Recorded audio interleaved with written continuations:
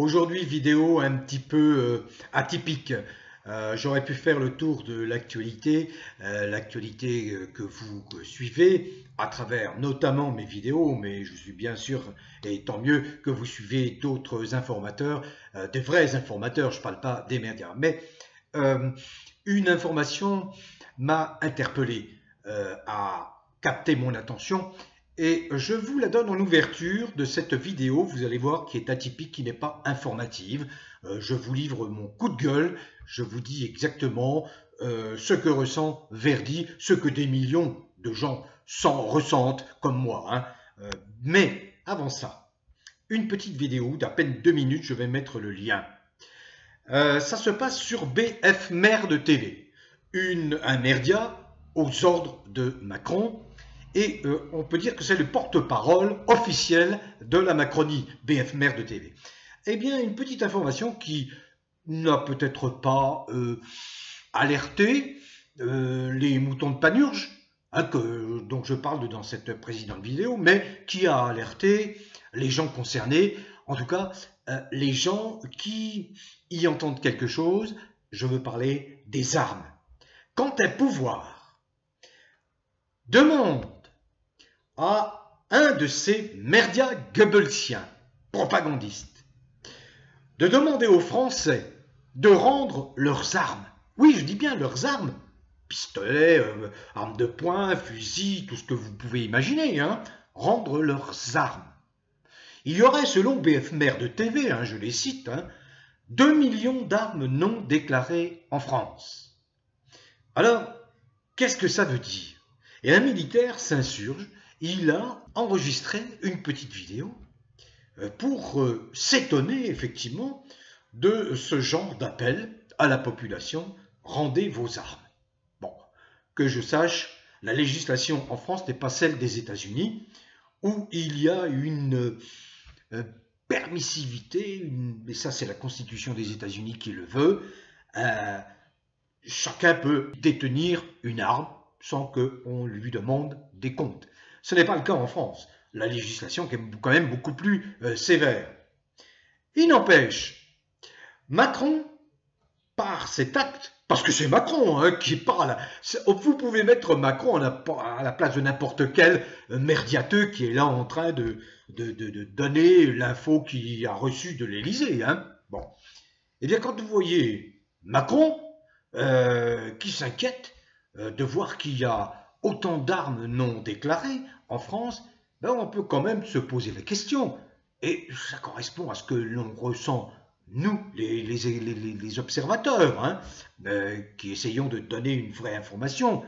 C'est que, en dépit de cette faculté qu'il a de parader, de faire croire, de faire semblant, de paraître, eh bien, il commence à avoir probablement sérieusement peur. Une fois encore, une affaire lui colle au basque, dont il ne parle jamais, dont les médias parlent jamais, c'est l'affaire Brichel. C'est comme l'histoire, si vous voulez, pour ceux qui connaissent l'histoire des États-Unis dans les années 70, c'est l'affaire du Watergate. Le Washington Post, deux fins limiers journalistes enquêtent de façon opiniâtre, obstinée, et puis ils arrivent à découvrir le poteau rose. Et bien l'affaire Brichel, c'est exactement la même chose pour Macron. Quand ça va éclater, ça va éclater. Pourquoi? Parce que le principal intéressé, moi-même, j'étais le premier à dire non, attention, on ne va pas trop vite, il peut à tout moment apparaître, s'expliquer, tenir une conférence de presse. Mais ça fait 1 an, on le cherche partout, on le trouve nulle part. Bon, voilà. Donc Macron fait preuve de fébrilité, il essaye de neutraliser tous ceux qui sont susceptibles d'attenter à son pouvoir, tout simplement. Et que fait-il? Il est tellement, comment dire, on le croit intelligent. Non, il est stupide. Ben ouvertement, voilà, il demande à ses porte-voix, ses porte-paroles, ses propagandistes de dire, voilà, rendez vos armes. Bah oui, des fois que ces armes-là se retournent contre Macron. Voilà, je vous invite à suivre donc à présent mon coup de gueule. C'est un vrai coup de gueule. Hein. J'essaye d'aller au fond des choses sur d'autres plans que le plan simplement informatif, information. L'homme que vous voyez en face de vous aime les plaisirs naturels, il aime la bonne chair, il aime le bon vin. Ah, surprenant hein, qu'il introduise son propos en précisant ce qui lui plaît, ce qui apparemment lui suffit à être bien dans sa tête, bien dans sa vie. Eh oui, les générations se suivent et ne se ressemblent pas. J'appartiens à cette génération comme beaucoup qui me suivaient, cette génération d'hommes à qui on a appris que rien n'était acquis dans la vie, qu'il fallait se battre, à qui on a appris qu'il fallait défendre des principes de vérité, qu'il fallait défendre une cellule qui est précieuse, qui est la cellule familiale. Tout ça a volé en éclats et beaucoup n'en prennent pas conscience. Tout ça a volé en éclats avec l'émergence des déviants. Et à l'origine des déviants, je suis désolé pour vous, ce sont des gens qui ont des comportements sexuels non conformes à la nature, non conformes aux lois naturelles. J'ai souvent cité un individu complètement criminel déjanté qui s'appelle Kinsey dans les années 50, qui faisait la promotion ni plus ni moins que l'amour avec des bébés. Et ils ont échafaudé toute une théorie, les LGBT bien sûr, hein, et tous ceux qu'on voit ici qui nous pourrissent la vie. Une théorie selon laquelle il n'y avait pas de limite à la sexualité. Eh bien non. Il n'y avait pas de limite parce que les lois naturelles n'existent pas selon eux. Regardez Macron, les lois naturelles pour lui n'existent pas. Voyez par exemple. Il s'offusque de ce qu'on entretienne la peur dans l'esprit des gens qui risquent d'être soumis à des coupures d'électricité. Mais c'est lui qui est à l'origine. Vous vous rendez compte un petit peu? Et les gens, les moutons de Panurge, gobent. Et qui a entretenu cette absence de pugnacité, cette absence de désir de ne pas s'en laisser compter, de ne pas être traité comme du bétail? Eh bien, ce sont les politiciens français, à commencer par la gauche bien pensante, la gauche, toute la gauche bien pensante, vous voyez, les bobos écolos, les faux rebelles qui se sont baptisés France Insoumise, qui ne sont absolument pas insoumis, qui bouffent du Macron, qui l'adorent. Le Macron est le dieu des insoumis. Pourquoi? Pourquoi? Parce qu'ils défendent les thèses. Ce qui fait vivre Macron. Qu'est-ce qui fait vivre Macron? Macron est, selon certaines théories, je les ai reprises ces théories, est un portail organique, c'est-à-dire que c'est quelqu'un, un être humain, qui n'est habité par aucun esprit. Esprit synonyme d'âme, synonyme de conscience. Il n'est habité par aucune conscience. Ce n'est simplement qu'un organe physique qui a besoin de vivre dans l'imitation, le mimétisme, et de puiser l'énergie des autres, en particulier quand les autres êtres humains qu'il fréquente souffrent. Voilà. Donc Macron est quelqu'un ici, son rôle sur Terre, c'est de vous faire souffrir. Et allez, oh monsieur Macron, on vous veut du bien. Les mêmes crétins, imbéciles, vous savez, ces vieux cons et ces vieilles connes dénuées de toute intelligence, j'ai pas peur de le dire, qui sont là et qui lui servent la soupe, qui sont là et qui le sucent, qui le lèchent partout. Voilà la vérité. Il n'y a pas d'autre chose. Vous savez, les conflits humains, ils n'interviennent que parce que il y a des natures humaines tellement différentes, tellement opposées, aux antipodes. Vous avez des êtres humains qui sont habités d'âmes, de vieilles âmes, qui sont habités par la sagesse, qui veulent répandre la sagesse, qui se réincarnent pour justement atteindre un niveau de paix, de sérénité. Et il y a ce phénomène des grégores, c'est-à-dire qu'on connaît bien, plus vous avez de gens qui pensent de façon positive dans la direction du bien-être, plus vous avez de chances d'atteindre à cette sérénité, à ce bien-être. Mais malheureusement, le créateur, si créateur il y a, création, s'il y a création il y a.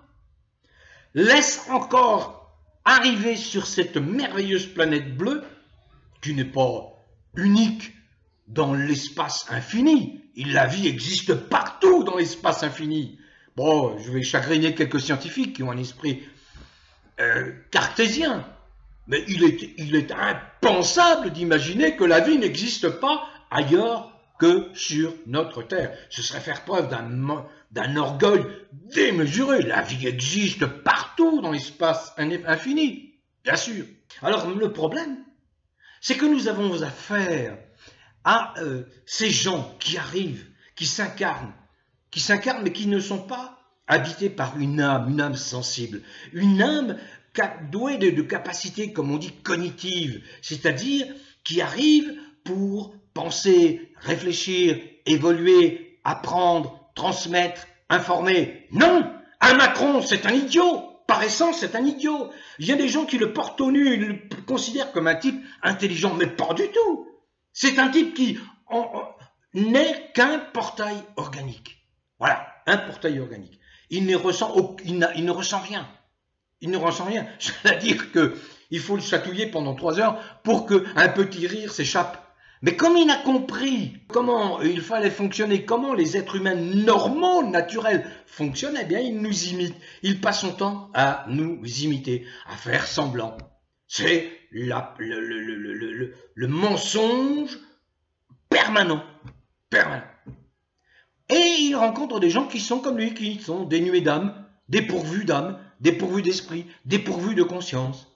Alors le drame, l'immensissime drame qui peut arriver, c'est qu'effectivement ces gens-là prennent le pouvoir organisé par la nécessité de sociétés humaines, du vivre ensemble. Sociétés humaines qui au fil des millénaires se sont aperçues que, eh bien, plutôt que de s'autodétruire, il est mieux de perpétuer l'espèce humaine en instituant des règles du vivre ensemble. Et ces règles du vivre ensemble donnent lieu à la constitution de ce qu'on appelle un État. Un État. C'est quoi un État? C'est simplement une société humaine, un groupe humain qui dit, bon, allez, on ne va pas passer notre temps à nous entretuer, à nous battre, etc. Vivons ensemble sur ce territoire, essayons de défendre ce territoire contre des gens qui voudraient le conquérir, mais donnons-nous des règles pour que au moins la vie soit vivable pour tout le monde et qu'il n'y ait pas de grossières injustices. Donc voilà, les gens qui organisent ce vivre ensemble constituent un État. Mais cet État, la sagesse voudrait qu'il soit toujours sous le contrôle des gens, sous le contrôle du peuple. Par exemple, en France, nous avons une constitution. La constitution de la Ve République voulue par le général de Gaulle. Une constitution qui a été imaginée sur mesure pour le personnage historique qu'était le général de Gaulle. Mais un costume immensément démesuré, trop grand, bien trop grand, que ne peuvent pas porter ces lamentables foutriquets, freluquets, déviants du genre de Macron. Impossible, voyons.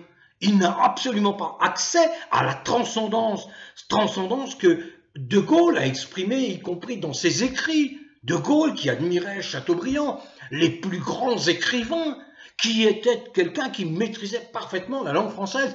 Pensez-vous qu'un Macron maîtrise la langue française? Non, il maîtrise une espèce de novlangue qui est une espèce de bouillabaisse. La bouillabaisse, c'est très bon, hein, les Marseillais, mais une espèce de bouillabaisse, de ratatouille, infecte, mélangeant de l'anglais, la langue anglaise, la langue de Shakespeare, d'origine. Je la respecte, j'aime bien nos amis anglais, lorsqu'ils sont sur leur perfide Albion, lorsqu'ils cultivent leur singularité, lorsqu'ils sont fiers d'être ce qu'ils sont, ils ne me posent pas problème. Ce qui me pose problème, ce sont les États-Uniens, la langue chewing-gum. Savez-vous comment c'est constitué? J'ai fait une vidéo là-dessus. Les États-Unis, par la peur, le sang, par le génocide des Indiens, par l'esclavagisation des Africains. Croyez-vous que c'est un modèle pour l'humanité, les États-Unis? Croyez-vous que c'est un modèle? Non. Non. Et ils ont répandu cette langue chewing-gum. Vous ne pouvez plus aller sur Internet sans être contraint par des anglicismes. Mais foutez ça à la poubelle! À la poubelle! C'est pas ça la vie. La vie, c'est la diversité. C'est 1000 idiomes ou langages d'ethnie, 1000 langues, 1000 façons de s'exprimer, mais avec un dénominateur commun. Nous sommes tous des êtres humains. Nous vivons ce qu'ont vécu et ce que vivent encore les peuples autochtones que l'on a éradiqués, les mondialistes criminels qui sont comparables aux nazis. Les mondialistes, oui, comparables aux nazis. Ils font exactement la même chose. Alors on ne s'est pas trop soucié des peuples autochtones, on ne s'est pas trop soucié de voir disparaître des espèces, les rhinocéros, les lions, les guépards, partout sur la planète. On ne se soucie pas de cela. Non, pas du tout. On ne s'est pas soucié de savoir si dans leur écosystème, des peuples humains vivaient de façon saine, sans demander quoi que ce soit à qui que ce soit. Non, non. Le roi, la reine, le profit avant tout.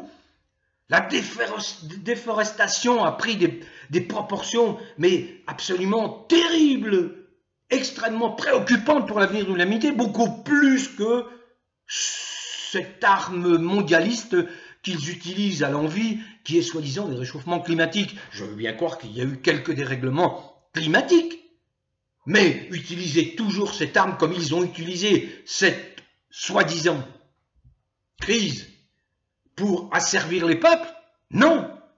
Alors qu'est-ce qui arrive aujourd'hui? Et n'en déplaise ces moutons de Panurge, parce que leur sort, ils l'auront mérité. Parce qu'ils se pensent à l'abri. Parce qu'ils se pensent à l'abri en louant le dieu Macron. Ben oui, louez-le. Laissez-le partout, le dieu Macron.